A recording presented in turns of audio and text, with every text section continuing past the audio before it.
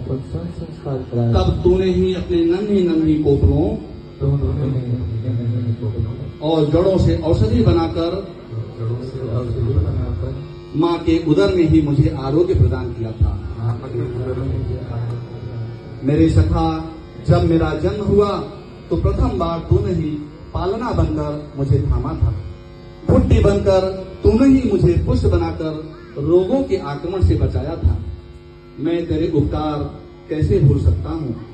हे मेरे भाई, हे मेरे पूर्वज, हे मेरे भाई, मेरे अंदर जब चलने की इच्छा जागी तो तूने ही 3 चक्के की गाड़ी बनकर मुझे सहारा दे कदम कदम पर चलना सिखाया था। मेरे प्यारे दोस्त, मेरे प्यारे सखा, तू ही मेरे खिलौना बना। मैं जब स्कूल पढ़ने गया तो तू ही मेरी पट्टी बना और मेरे सुख के लिए कुर्सी टेबल बना। मैं तेरे उपकार कैसे कहूँ। हे प्रीत, जब मेरा विवाह हुआ तो तू ही मेरे मंडप के 4 खंभे और छाज बना और तेरी ही जलती अग्नि के फेरे लेकर मैंने अपने जीवन साथी का हाथ थामा था। मेरी गृहस्थी का तू ही तो सहारा बना। मेरे घर का दरवाजा तू, छप्पर तू, खाट तू, साजो सामान तू बना। मेरे प्यारे, तेरे ही फलों रसों से मेरा यौवन फूलता रहा। तेरे उपकार अनंत हैं मित्र। आज भी तू मेरे साथ है, कल भी रहेगा। मैं जानता हूँ प्रिय पुत्र, जब मैं बूढ़ा हो जाऊंगा भले ही सब साथ छोड़ दें। जब मैं बूढ़ा हो जाऊंगा भले ही सब साथ छोड़ दें, पर तू ही मेरी झुकी कमर का सहारा बन मुझे मंदिर मंदिर तीर्थ धाम कराएगा। और मैं यह भी जानता हूँ मेरे देवता, जब मैं असक्त हो जाऊंगा, और मैं यह भी जानता हूँ मेरे देवता, जब मैं असक्त हो जाऊंगा तो तू ही खटिया बनकर मुझे आश्रय देगा। और जब इस दुनिया से विदा लूंगा, पत्नी, बच्चे, नाते, रिश्तेदार सब साथ छोड़ देंगे। याद रखें, पत्नी, बच्चे, नाते, रिश्तेदार सब साथ छोड़ देंगे, कोई मेरे साथ नहीं जाएगा। पर तू मेरे शमशान पहुंचने तक पहले ही कई मन लकड़ी के रूप में वहां पहुंच जाएगा। सब देखते रहेंगे, सब देखते रहेंगे, और तू ही मेरे साथ जलेगा मेरे साथी, और तू ही मेरे साथ जलेगा। मैं तेरे ऋण कैसे चुकाऊं देवता, मैं तेरे ऋण कैसे दिखाऊं देवता। मेरे सखा, मेरे पुत्र, मेरे सखा, मेरे पुत्र।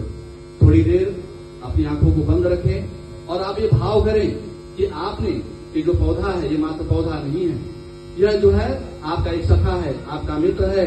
आप अपने जन्मदिन, विवाह दिन या अपने पूर्वजों की स्मृति में इस पौधे को लगाएंगे और इसकी देखभाल करेंगे। पौधे का संरक्षण करना एक नैतिक दायित्व होता है, नैतिक कर्तव्य होता है। और भगवान महाकाल के शरण में, क्योंकि भगवान महाकाल ने विष भी लिया था इस दुनिया को बचाने के लिए, और आज हमारा वातावरण, पर्यावरण दूषित हो चुका है, और उसको दूर करने के लिए हमें अपने जीवन में कम से कम जो है 10 वृक्ष लगाना ही चाहिए। एक वृक्ष जो है 10 पुत्र के समान होता है, इसलिए आप संकल्पित होकर के जाएंगे। इस पौधे को आपको जहाँ कहीं भी उचित स्थान मिले उस जगह पर इस पौधे को लगाना है। और एक निवेदन ये भी कहना चाहते हैं कि आने वाले समय में जो रक्षाबंधन का समय आ रहा है, रक्षाबंधन के समय पर हमारी यहाँ पर माताएं बहनें हैं, अपने अपने जो है भाइयों को, पतियों को राखी बांधेंगी। लेकिन गायत्री परिवार व्यसन मुक्ति आंदोलन को लेकर के काम कर रहा है। अब आप सबको, अब जब राखी अपने भाई की कलाई पर जब राखी बांधेंगे तो अपने भाई से एक ही चीज बोलना कि हे भाई, अपना व्यसन मुझे जो है दे दे, मुझे तो उपहार में मुझे कुछ नहीं चाहिए, मुझे जो है अपना क्या कर, तेरे अंदर के जो व्यसन है, जो दुर्गुण है, वह मुझे उपहार के रूप में दे दें। और गायत्री परिवार इस पर बहुत बड़ा जो है काम कर रहा है। इसके अतिरिक्त आने वाले 28 से 1 सितंबर तक यहाँ पर प्राकृतिक चिकित्सा शिविर भी यहाँ पर हो रहा है, उसके बारे में भी आप जो है यहाँ पर जानकारी ले सकते हैं। आइए इसी भाव के साथ में एक बार महामृत्युंजय मंत्र पढ़ते हैं, क्योंकि ये जो वृक्ष है, ये जो पौधा है, यह आपको जो है अभय जो प्रदान करेगा। ओम त्र्यंबकं यजामहे सुगंधिं पुष्टिवर्धनम् उर्वारुकम्